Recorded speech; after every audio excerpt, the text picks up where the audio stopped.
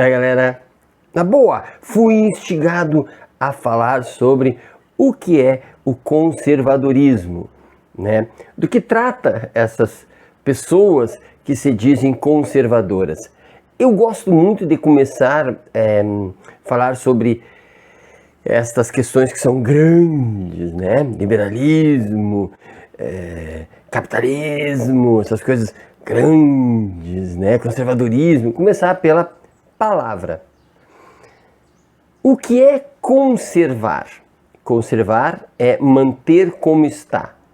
Mas não só manter como está.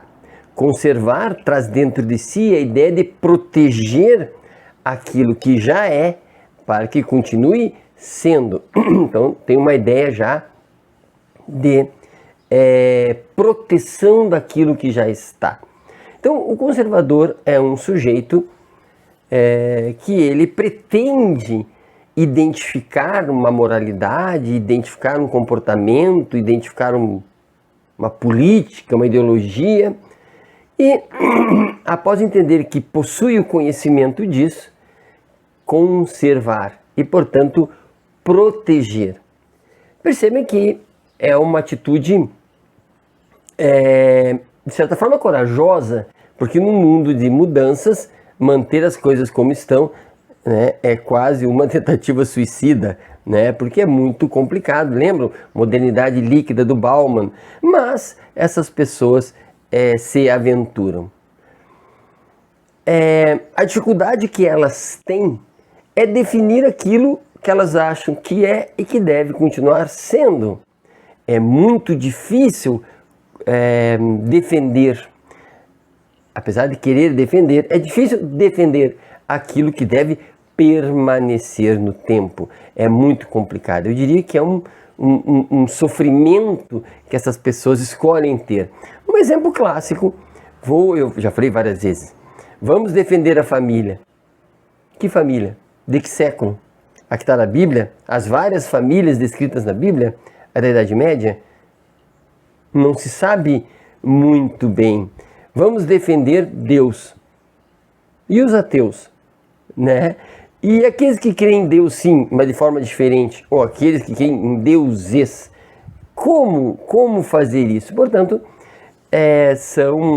são decisões difíceis de tomar.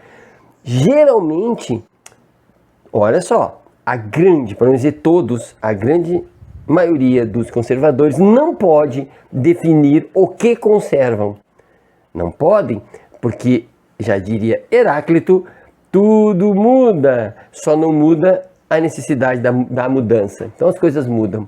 E, portanto, fica muito difícil definir o que se quer manter. Eu acredito até que seja impossível, em grande medida. Mas vamos lá, um pouquinho de história. Surgiu aonde o termo conservador e, portanto, vou chamar de ideologia conservadora? Na Revolução Francesa. Olha que curioso, na Revolução Francesa.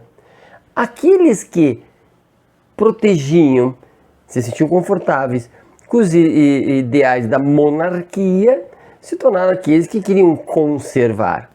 E os iluministas, ou aqueles que pensavam as questões humanas, aqueles que queriam a evolução dos direitos das pessoas, aqueles não poderiam pertencer aos conservadores. Então vejam que o fundamento histórico já é conservar. Conservar o quê? Conservar o ideal da monarquia. Por quê? Porque o conservador, ele tem uma ideia hierárquica da vida, né? É preciso que exista Deus hierarquicamente, né? Ou pessoas mais moralizadas que outras, pessoas mais mais éticas que outras, para que elas comandem e os outros sejam comandados. É preciso haver líderes, mitos, porque a visão é uma visão hierárquica.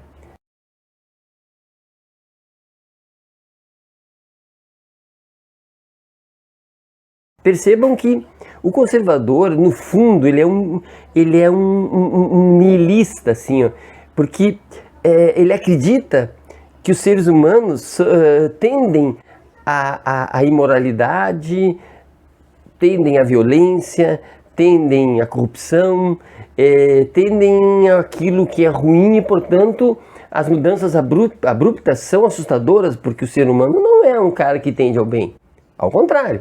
E, portanto, eles precisam de um líder, de um norte, de alguém que oriente, e acaba, inúmeras vezes, produzindo inimigos, né? Porque se estes são do bem, os outros são do mal, né?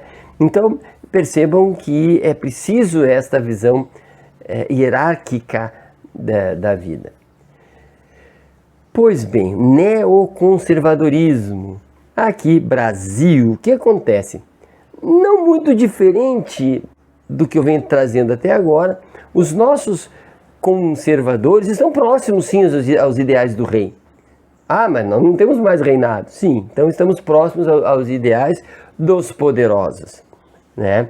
De certa forma, continua-se pensando que existe uma elite, inclusive eles próprios talvez façam parte dessa elite, e existe aqueles que não são. Então, hierarquicamente, essa elite deve dominar. E, portanto,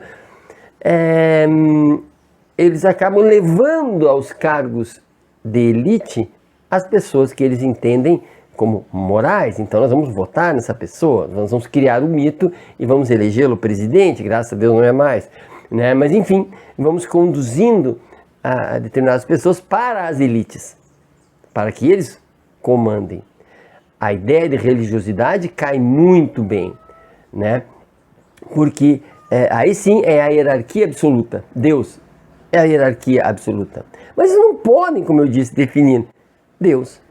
Eles não podem definir família, eles não podem definir o que é o bem, porque eles percebem que Heráclito está aí, as coisas estão mudando. Então eles vão para pautas genéricas, no Brasil principalmente, né?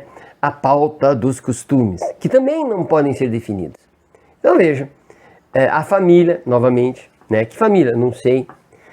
Somos contra o aborto. Por quê? Porque somos a favor da vida. O que é a vida? Não sei, mas somos a favor da vida. Mas e se a mãe da criança morrer? Não sei, eu sou a favor da vida, portanto não pode a criança morrer. Que mais? Os adolescentes devem ser punidos tanto quanto adultos. Bandido bom é bandido morto. Mas tu não é a favor da vida? Não importa, né? Não importa. O importante é a moralidade. Mas o que é a moralidade? Não sei, né? Não me incomoda. Tu é meu inimigo, se tu perguntar muito, tu é muito inimigo. Percebam que lá no início havia um desconforto com o iluminismo, com a mundanização da vida, né? Hoje tem-se o desconforto com o Estado laico, né? O desconforto com as pessoas que não seguem aquilo que seria o correto, do ponto de vista das religiões. Então, ainda há um desconforto com isso. E, portanto, cada vez mais conservadores, cada vez mais com dificuldade de compreender as mudanças, levando em consideração que as mudanças elas vão necessariamente acontecer. Portanto, um conservador equilibrado, ele vai tentar retardar as mudanças para conhecer melhor, para entender melhor, para ver como reagir, como fazer para se adequar às mudanças. E o conservador radical simplesmente não quer a mudança, né? Rejeita 100% a mudança. Dito tudo isso, eu imagino que eu não me considero, que eu não sou um conservador, porque a mudança ela me é bastante agradável. Sou muito mais Heráclito que Parmênides.